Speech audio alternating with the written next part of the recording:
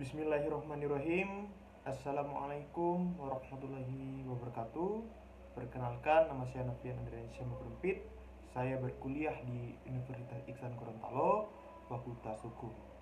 Jadi di sini saya akan menjelaskan tentang kasus korupsi atau perberhentian PNS yang ada di Gorontalo. Langsung saja saya akan menjelaskan mengenai dengan korupsi yang telah dilakukan oleh ASN tersebut. Oke, langsung saja.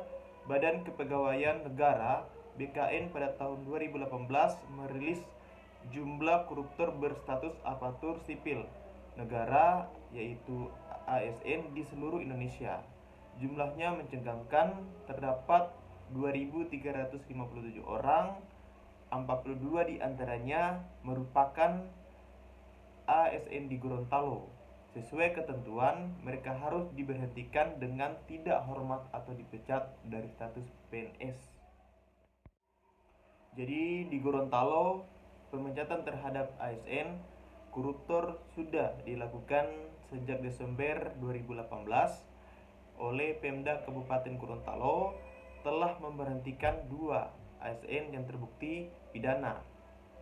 Jadi sudah diberhentikan per 30 Desember 2018, kata Kepala Badan Kepegawaian dan Diklat Kabupaten Gorontalo, yang telah disebutkan 2 ASN asal Kabupaten Gorontalo itu masing-masing berinisial HL yang tersandung kasus penyalahgunaan dana puskesmas yaitu inisial M yang terseret kasus PIP pada Dinas PU Kabupaten Gorontalo. Jadi hal serupa juga telah dilakukan oleh Pemda Bone Bolango, di mana 11 ASN yang tersandung pidana korupsi dipastikan telah dipecat secara tidak hormat. Semuanya yang telah memiliki putusan inkrah sudah kita diberhentikan sesuai dengan ketentuan. Jadi sudah diperintahkan ke Sekda untuk segera melaksanakan pemberhentian tidak dengan hormat tersebut, tegas oleh Bupati Bone Bolango. Jadi terpisah. Jadi Sekretaris Daerah Kabupaten Bolango yaitu membenarkan adanya pemecatan terhadap ASN korupsi tersebut.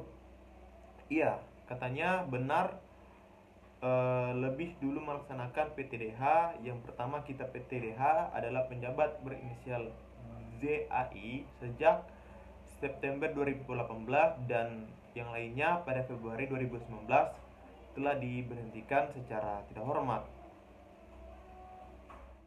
Jadi di Kota Gorontalo, Badan Kepegawaian Daerah setempat juga memastikan telah memberhentikan 8 ASN koruptor pada bulan April 2019. Mereka masing-masing berinisial HS, TB, AT, mantan penjabat Dinas PU yang terlibat proyek terminal yang berinisial AT, SU, FK, mantan penjabat KPED yang terlibat jasa internet, serta berinisial FM dan HT, mantan penjabat sekretariat Dewan yang terlibat SPPD fiktif. Kepala Bidang Pengembangan ASN dan Diklat BKPP Kota Gorontalo mengatakan pada tanggal 1 April 2019 lalu mereka telah dilakukan pemberhentian dengan tidak hormat PDTH. Jadi sudah keluarkan pemberhentian mereka sebagai ASN. Jadi belum lama ini pula beberapa di antara mereka yang terjerat kasus tersebut sempat mengirimkan utusan untuk memperjelas persoalan PDTH. Mereka mempersoalkan PDTH itu karena merasa telah menjalani hukuman badan. Ya, meskipun begitu telah dikatakan oleh pihak sendiri hanya menjalankan ketentuan yang ada.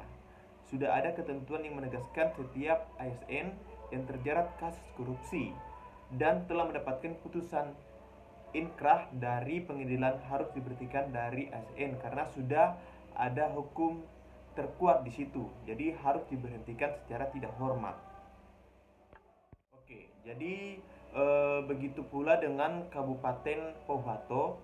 Di daerah ini terdapat 3 orang PNS yang sudah divonis pada kasus tindak pidana korupsi di Tipikor dari 3 ASN tersebut terdiri dari pegawai pada Dinas Perikanan Kabupaten Pohuwato, aparat kecamatan di Kecamatan Marisa, dan yang terakhir merupakan sekretaris desa. Dari ketiga ASN yang sudah divonis kasus Tipikor, itu semuanya sudah dipecat pada penghujung bulan April tahun 2019 kemarin. Jadi kalau tidak segera dipecat, maka penjabat pembina kepegawaian dalam hal ini yaitu bupati itu akan kena sanksi, sehingga mau tidak mau harus dipecat secara tidak hormat. Yang baru-baru ini sudah dipecat secara tidak hormat.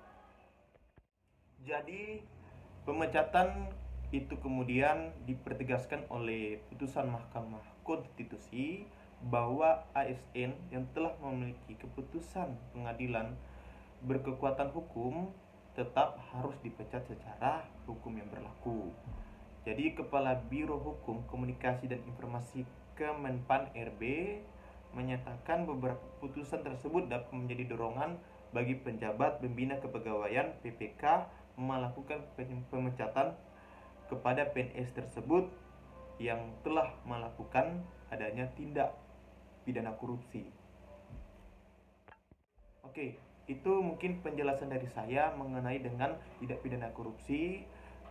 Sekian dari saya, Novian Andriansyah Makurupit. Bila taufiq wal hidayah. Wassalamualaikum warahmatullahi wabarakatuh.